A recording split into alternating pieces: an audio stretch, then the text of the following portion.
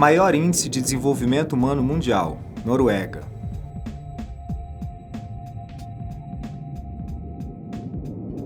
Congo, menor índice de desenvolvimento humano mundial.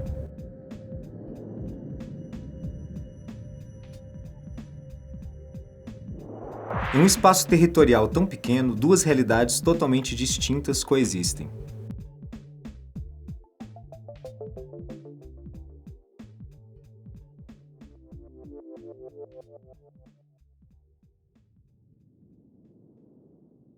Se o Lago Sul fosse uma nação independente, seria a mais rica e desenvolvida do mundo, com o maior índice de desenvolvimento humano mundial, de 0,945, superando a Noruega, país que atualmente ocupa a primeira posição no ranking do relatório realizado pelo PNUD.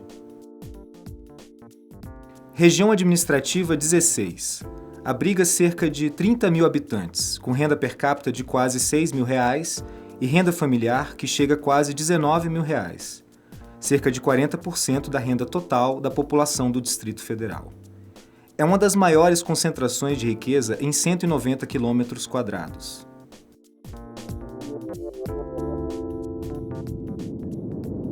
E a apenas 20 quilômetros de distância, uma realidade totalmente distinta se revela.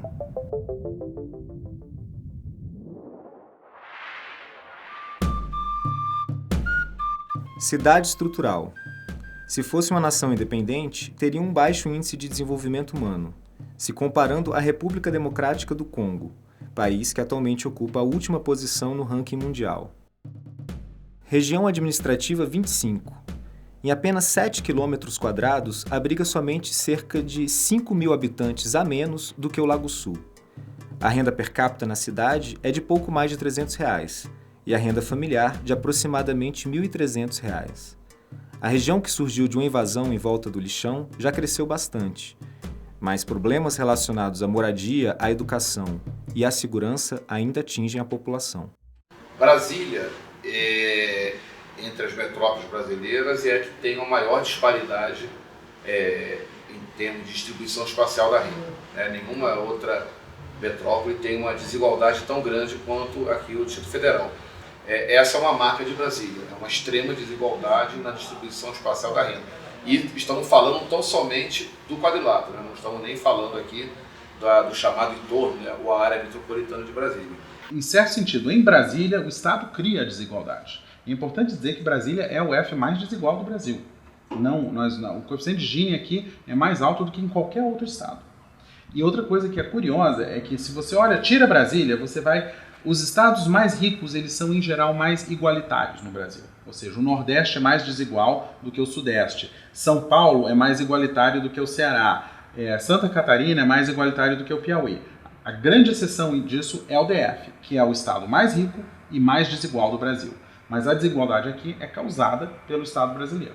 Como a fonte de renda, a fonte da desigualdade no DF tem muito a ver com a estrutura de salários do governo federal, é muito difícil que a desigualdade no DF caia no curto prazo. Não seria arriscado dizer que provavelmente a estrutural, que é a que apresenta o menor IDH, a menor renda, deva apresentar o menor IDH. E no outro extremo, o Lago Sul, que apresenta a maior renda e tem os melhores níveis de escolaridade, deva apresentar o maior IDH.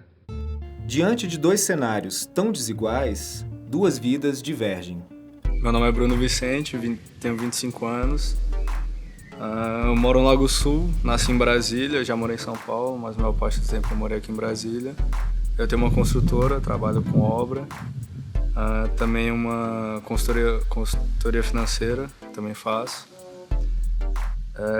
Eu tenho uma filha. Meu nome é Derismar Borges Nunes, eu tenho 23 anos, eu moro na cidade estrutural, eu nasci em Ceres, no Goiás, eu tenho uma filha de 2 anos de idade.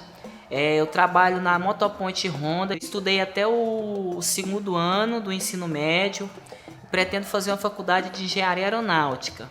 Quando a gente se refere à desigualdade social, a gente está dizendo que algo é muito grande, algo é muito pequeno no campo social. Em geral, a gente está falando sobre desigualdade de renda. Então, alguns têm muita renda e outros têm muito pouca renda. É claro que renda não é a única coisa que afeta as pessoas. Os serviços públicos, por exemplo, também são bastante importantes. E acontece que a desigualdade de renda também está muito correlacionada com a desigualdade no acesso aos serviços públicos. Então, se você considerar a renda como sendo uma proxy para padrão de vida, e que isso não é uma coisa ruim, a gente pode falar basicamente de desigualdade de renda, né? Por que ela é tão alta no Brasil? História. Quase sempre a história explica tudo, né? Nós fomos criados como uma colônia escravista, né? Então, a nossa desigualdade vem do dia 1, né? Quando começaram a chegar portugueses aqui para explorar, essencialmente até a morte, escravos negros vindos da África, né?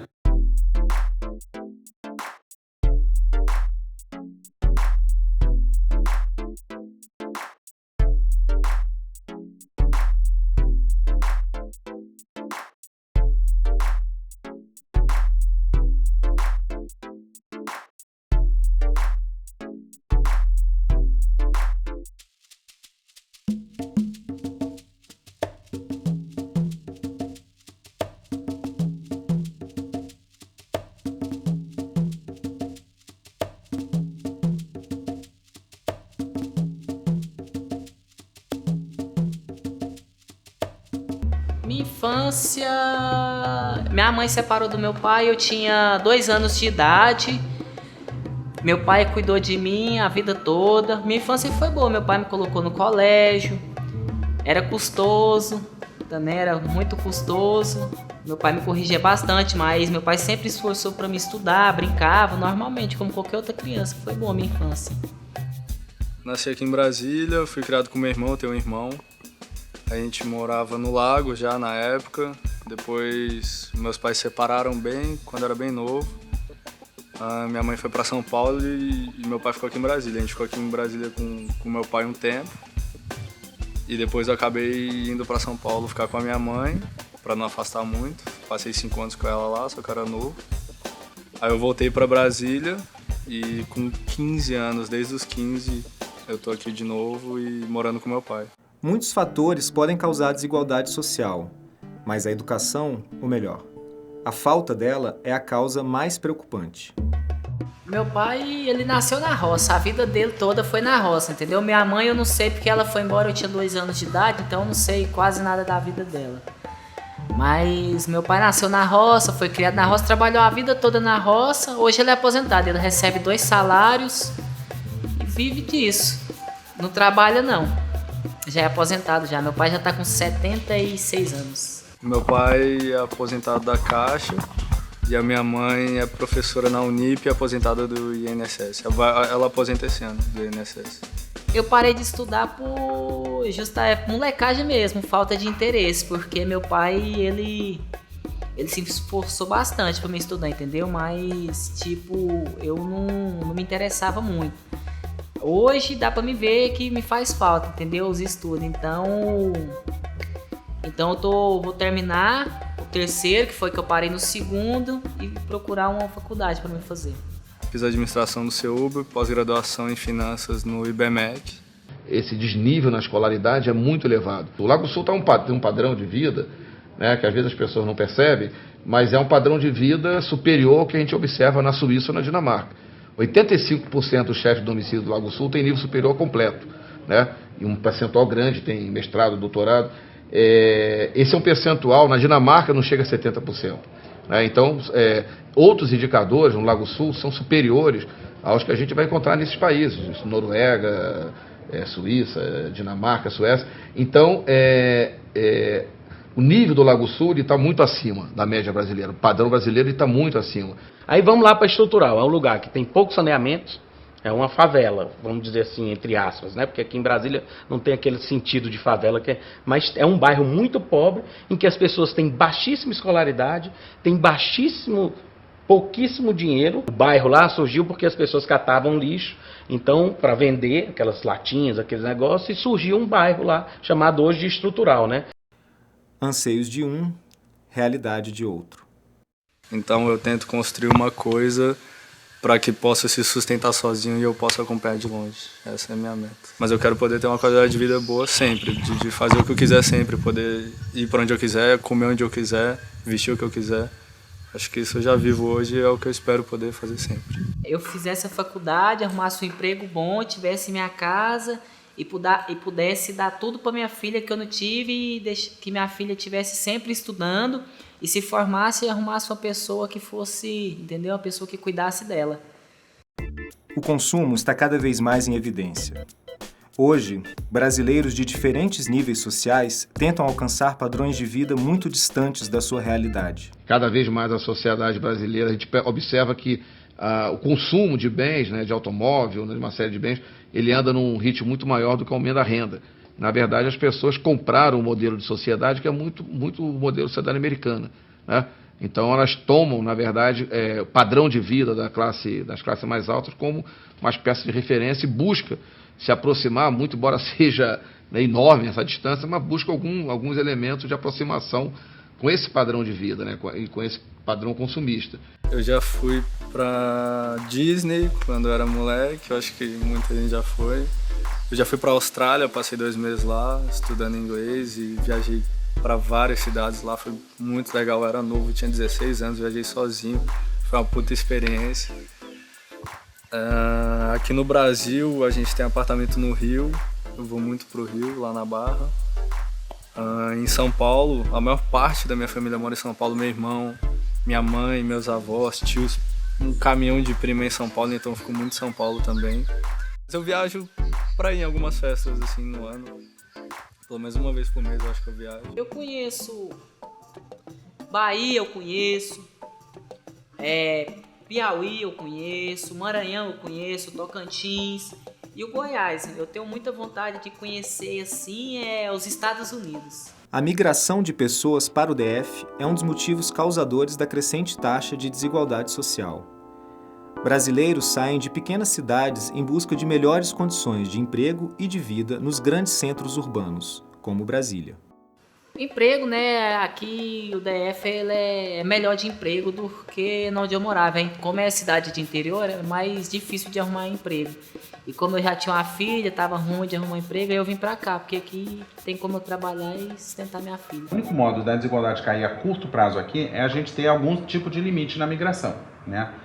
Em certo sentido, isso acontece na medida em que não há novas cidades, mas isso só joga o problema para fora, porque aí o que acontece? A nova migração pode não vir para o DF, mas vai para Águas Lindas, vai para Valparaíso, não sei o que. Se você considerar a região metropolitana do DF, igualmente continua vindo a migração e continua a desigualdade continua alta.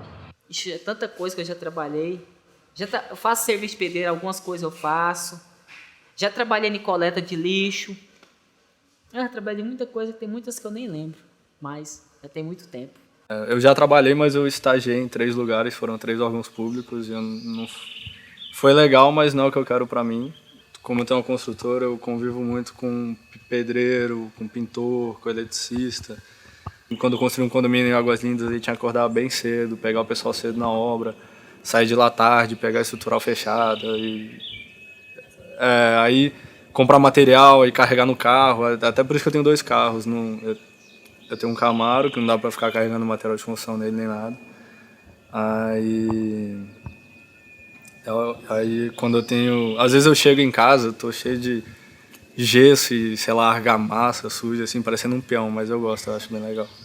No livro O que faz os ricos ricos, o pesquisador Marcelo Medeiros aponta as causas, consequências e possíveis soluções para o grande problema que é a desigualdade social no Brasil. Se a gente quer melhorar a vida das pessoas mais pobres, que não necessariamente os extremamente pobres, mas todas as pessoas de nível mais baixo de renda, a gente tem que pensar em medidas que têm natureza redistributiva. Seja redistribuição direta, literalmente tirar dinheiro de um grupo e redistribuir com política de transferência para outro grupo, seja por meio de políticas de redistribuição indireta, como, por exemplo, você melhorar o seu sistema de educação, melhorar o sistema de saúde, melhorar o sistema de transporte, melhorar todos aqueles serviços que a gente classicamente entende como serviços importantes para a população mais pobre. A maneira mais correta de fazer a tributação seria tributando usando tributos diretos, coisas que atinjam justamente aquelas coisas que estão concentradas, como terra, valores imobiliários e a renda. E a gente não faz isso. A gente baseia a nossa tributação em impostos indiretos, o que prejudica os pobres. Eu acho que se tivesse pelo menos o governo, né, pelo menos, tipo assim, cobrasse menos imposto de quem tem mais pouco e cobrasse mais também de quem tem muito, Dava até para analisar, porque geralmente o governo faz o contrário. Em tese, os investimentos em infraestrutura deveriam ser feitos nas localidades de menor renda, né, e jogar essa conta nas áreas de maior renda para o próprio, né, para a própria população pagar essa conta. E, na verdade, é uma lógica inversa, né? Você tem os serviços públicos de excelência, né, instalados nas áreas mais ricas, né, e você tem exatamente as lacunas nas áreas mais pobres. Aqui no DF tem muitas classe alta, entendeu? Que nem Lago Sul, Lago Norte, entendeu? São tudo classe alta. Agora tem muito dinheiro, enquanto tem outros lugares que nem Estrutural, São Sebastião, Braslândia, entendeu? Cidades que tem pouco dinheiro, tem pouco recurso e o governo não tá nem aí para essas cidades, entendeu? Está mais preocupado com os ricos que já tem tudo, que não precisa de nada, do que com a cidade que nem Estrutural, que todo mundo precisa de ajuda e ninguém ajuda. O investimento público ele é direcionado, né, principalmente para as áreas onde, né, o poder econômico prevalece. E é uma lógica perversa, porque deveria ser exatamente o contrário. Apesar da grande desigualdade social, uma característica do Brasil, ainda existem motivos para ter esperança. Pesquisas mostram que o país tem chances de, em pouco tempo, alcançar índices menores de desigualdade social, atingindo o padrão de países europeus. Você tem a importância da redistribuição feita pelo governo, né? O sistema capitalista ele nunca vai ser um sistema igualitário. Então, por mais que você igualize o campo do jogo e por mais que você equalize os ativos que cada um tem, o resultado sempre será desigual, até certo ponto. Então, você precisa ter uma forte política compensatória. Tudo isso os países europeus têm. Então, eles garantem um nível bom de educação para todos os seus cidadãos, eles têm mercados de trabalho que são mais ou menos justos e eles também têm redistribuição forte, né? E nós estamos andando na direção disso no Brasil também. Mais rápido em uma dimensão do que outra, mas nós estamos andando nessa direção. Se você usa o Canadá como sendo um exemplo de país, né, digamos, é um país exemplar em termos de desigualdade. Um país parecido com o Brasil, grande, federativo, multiétnico, enfim.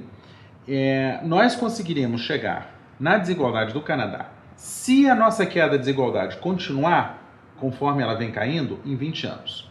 Isso é surpreendentemente pouco para um país que passou 500 anos com um nível extremamente elevado de desigualdade. Em 20 anos a gente conseguir chegar no Canadá é uma coisa assim, é uma notícia muito boa, a meu ver, né?